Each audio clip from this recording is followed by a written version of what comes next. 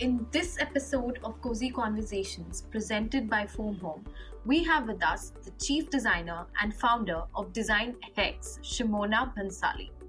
She has been in the design industry since the year 2002.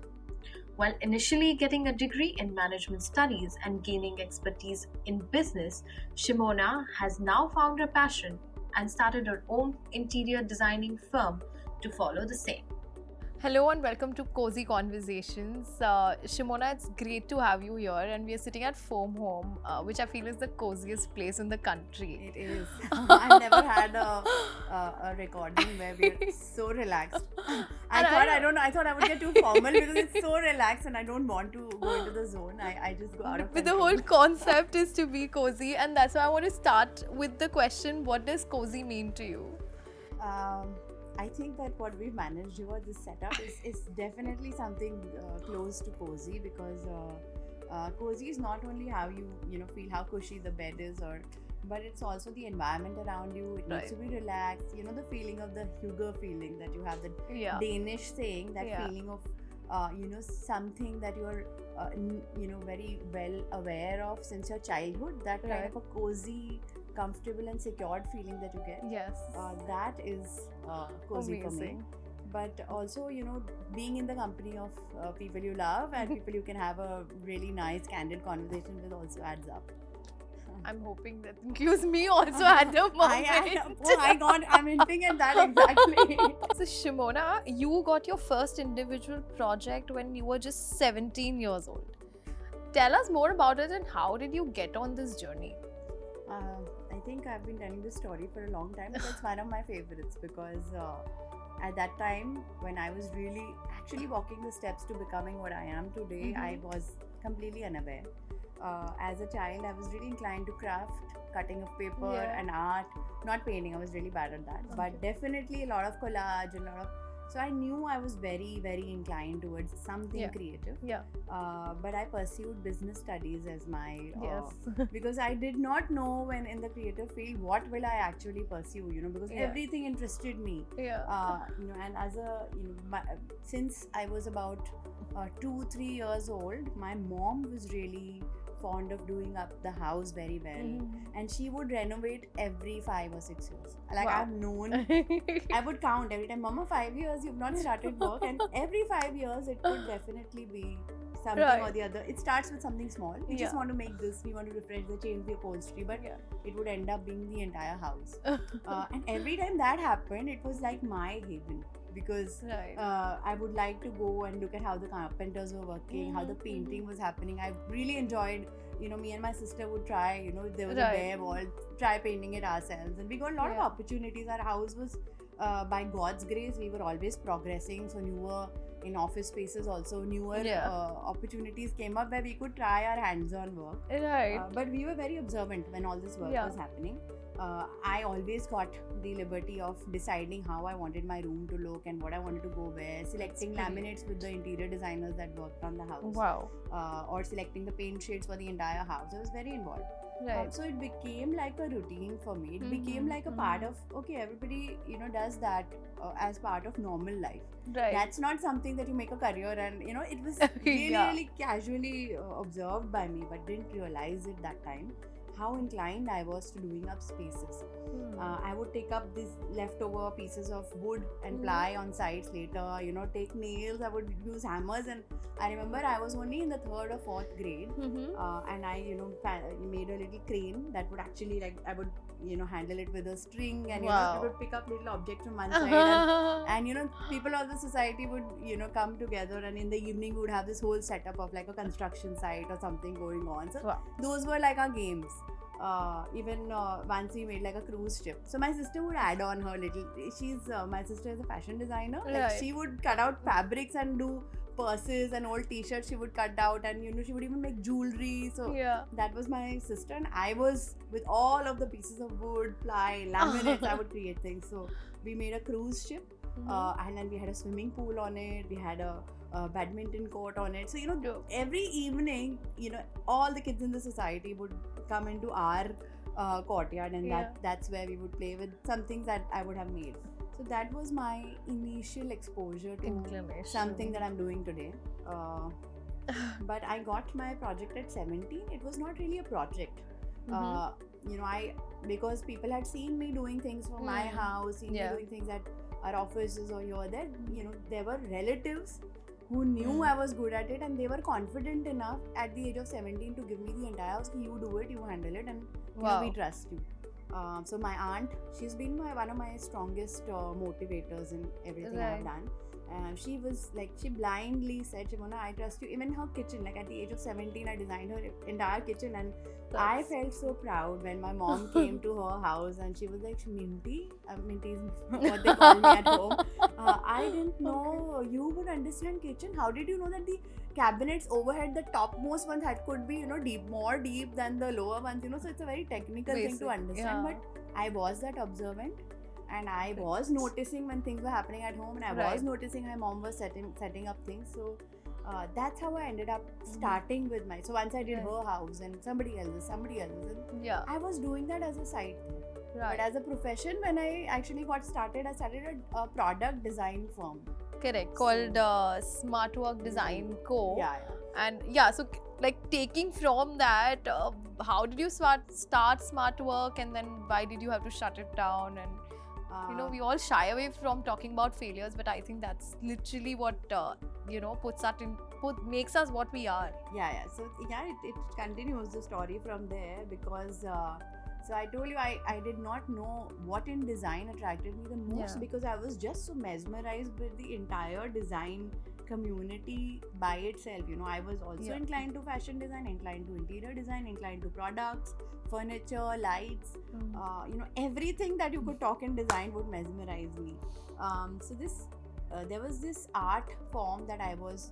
After I finished my college, I took up these small art courses, short Mhm. 2 day art courses, to Mhm. see what I really wanted to do with design. Right. So there was this one teacher, very local, like neighborhood teacher, sort of Yeah, class yeah. teacher. I took a class from her on paper sculpturing. Okay. And then they used to just roll up some newspapers, and they Mhm. used to make those little paper dolls and things yeah. like that. Yeah. And I found it interesting, but the more interesting thing happened is that when I made that piece, Mhm. I realized that this could be taken to another level. It's Yeah. a very unexplored form of art. Mhm. People know paper mache, where Yeah. they make the Yeah. pulp of paper, and then you can mold it into Mold things. it. But paper sculpturing was something very, very, very less used, because it's Right. it's because of its fragility. It won't last that Absolutely. much. Yeah. So we also have a spiritual organization that we are a part of. Mhm. But a lot of people from the economically backward or financially not so Well, privileged people also attend there, and I felt that a lot of women there were not even given exposure to work or try Oh. their hands at skills that they would like to. It's not really always about money, but also as a interest. If they don't want to just sit at home all day, I Yeah. wanted to give them an opportunity. So there was this one day I took what I had made and I kept it over there in one of the spiritual meets that we had, and I said, anyone who wishes to learn this, I'm going to take classes from tomorrow.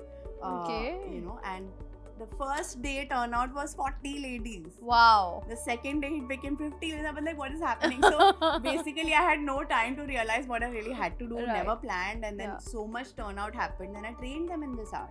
And when I started doing this, we eventually evolved it Yeah. Must to have ended up making so many products as well. so many, because I Yeah. allowed them the creative freedom to Yeah. decide what they wanted to do with their paper sculptures. Correct. So they made potters, we made musicians, we made dancing girls, but eventually I started making a lot of brides. Uh-huh. So dressed up brides, we would do them up, and that's how I got into the wedding industry. Oh my god. And then I Okay. started designing trays and fancy products for with paper for that Mhm. industry, and that was Smartwork Design Co, where we explored with a lot of Okay. medium: wood, paper, Mhm. cardboards. We used a lot of metal, and like every kind of material I could get my Right. hands onto, I incorporated. Interior design was always running on the side, Okay. but because it was running on the side Mhm. and slowly so many opportunities started coming up, I had to overnight decide to sell my Smartwork Design Co and completely switch to interior. So in 2015 I made the jump. Like, it was like a Mhm. matter of months. I decided I want to switch completely, and I decided to sell the firm. I didn't Yeah. want to completely let it go flat. And that's where I started Design Hex. Okay. So it started in about 2015 officially, only Officially. purely for interior design. So you worked for so many years in the design industry. What do you think is your design style, and has it evolved over the years? Yes, I get thrilled at the opportunity to do any new house because I feel that I want to meet the clients, I want to have that interaction, I want to understand what they feel, and I really like to work with a lot of I don't like this, I like that, I don't like this, I like that, I like this is my design style. I like that input from clients.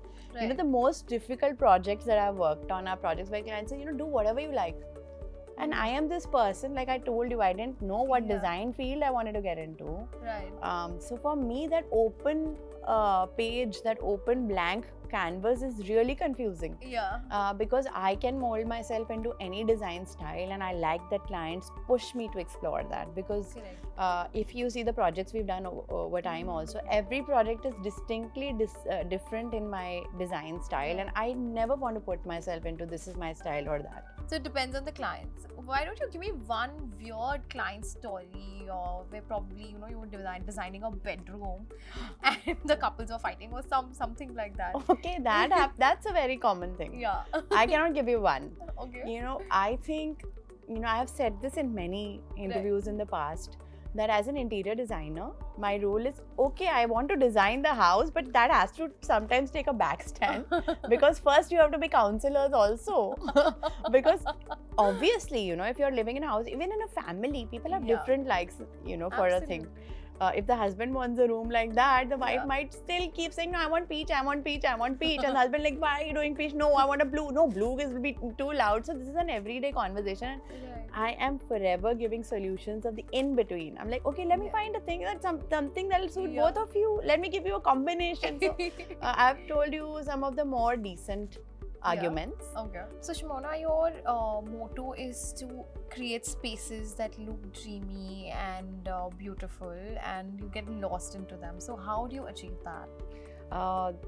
So the motto came from the fact that as a kid, I would just coming back from school, I would try to take a new route every day and try to get lost in that space. And I felt, it took me in a zone. I was like, probably I've reached a new world and I have to explore my way back. And I think that that sense of adventure that I had in me, I feel that if a space has that power to transform you to in a completely different zone, that is something that I should be able to create for people. If they're stepping from their heavy work day into their house, it should be able to translate into the zone they want to go at the end of the day and get relaxed. For example, if you step into a bedroom, you're coming there to rest, to relax. You're not trying to be a boss, or you're not trying to be like a work woman, or you're not trying to be somebody like, prim and proper. You want to be whoever you are and you want to relax. That room should be able to do that for you with its ambience as well. Perfect. So if I have to ask you 3 tips that would make a bedroom the coziest place in the world, so what would be your top 3 tips for that? Top 3? Just 3? Because I have many. So, okay, 3 I'll tell you. The most important thing in a bedroom and the function of the bedroom is rest. Yeah. So it has to be a cushy bed. It has to be a comfortable bed that suits you, your body type. You need to have a good night's rest. So your mattress, and of course there are a lot of nice mattress covers and layering and your bedding, all of that comes together as a package. Even what you throw onto your bed, your cushions and your, so this layering, and you want to fall onto the bed and you don't want to hit something khatak, so it needs to be this whole layering, and it has to have abundance on the bed. The second thing is the colors. A bedroom has to have colors that will calm you. Right. Different colors work for different people. For me, it's a very dull green or a dull blue. Those are my shades. But whatever color you select has to calm you down. Third tip is lighting. When you want to chill with your friends or your family in the evening, it cannot be very bright light. You have to have the option of dimming it, adjusting your lights, zoning your light. These are the 3 most important ones. Thank you, Shimona. It was amazing having this conversation with you. And we got to know a lot about your personal life, and it's been a very interesting journey. Now, to make things more interesting, let me take you to another segment So it's a very simple game. You have to do a 2-minute pitch to one of your most demanding clients, and I'm going to give you a few words. You have to make sure that while you are pitching, that word is somehow included Okay. in your pitch, Okay. and it has to be a very short, like an elevator pitch. Okay. Okay. You ready to start? Okay. Okay. So the words that you have to include are egg, elevation, coin, horse, palm tree, molding, and tassel. I think you might just want to hold them. So I'm going to make you my client. Okay. Okay, I'm the client. Okay. I'm the difficult client. Okay. So Ritika, I love this place you have. Just look at the huge courtyard you have here, and the sea view. What I can see here is by that palm tree. Mhm. I just hang this egg-shaped swing. Oh. Probably throw a tassel through on top, and create that whole very casual and I think very Ibiza sort of Setup. vibe here. I think all this coin together will really work well with the sea view that you have over here, the bright blue sea. And all your horses, of course, they'll, let's have like this open area left for them to graze around. Let it, oh my God, I can just visualize your space. I'm so excited to do this. See, once you're sitting on that egg swing, Mhm. you look on this side, you see those moldings of those buildings there. It just adds to the view. It's like you're once in the city and you're not. So it's giving you that vibe right in the center of the city. You're, by the sea, and this whole tropical Ibiza sort of vibe mixed together. Have I covered egg, elevation, coin, horse, palm tree, Horse, molding, palm tassel? Oh my God! Yes, Have I? you're amazing. That was so Would much you get fun. this? Would you make Yes. this face? I would love to sit on the egg-shaped swing, definitely. But you're very good at this, so I'm sure you can whip out concepts from your. I think heart. imagine the space. I have so much more to say about the space I imagined just now. What's on Okay. the flooring? Okay, you keep continuing. How I have my keep day rolling. beds by the umbrellas on the top. Yeah. Very interesting, and you were very curious about what this was. So, since I have sat down here, I've been wondering, initially I didn't figure, but all of this is foam. I didn't know there was Yes. so much variety. This is the signature wall at Foam Home, and these are all the different varieties of foams that can actually be used.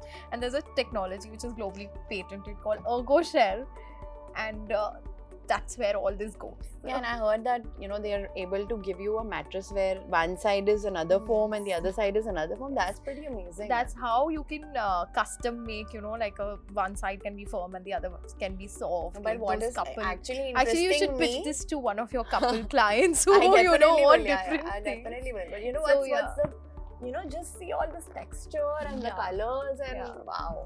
It's almost like terrazzo here, and this is like, the tactile surface is like, I feel like I can have this cheese right now. Yeah, it's more like your dreamland. Yeah, it is. All the colors. It is. Thank you, Shimona. Thank it was you for lovely having me. I talking really to enjoyed you. this chat. And we would like to thank you with a small gesture. We have a special hamper for you. Thank you.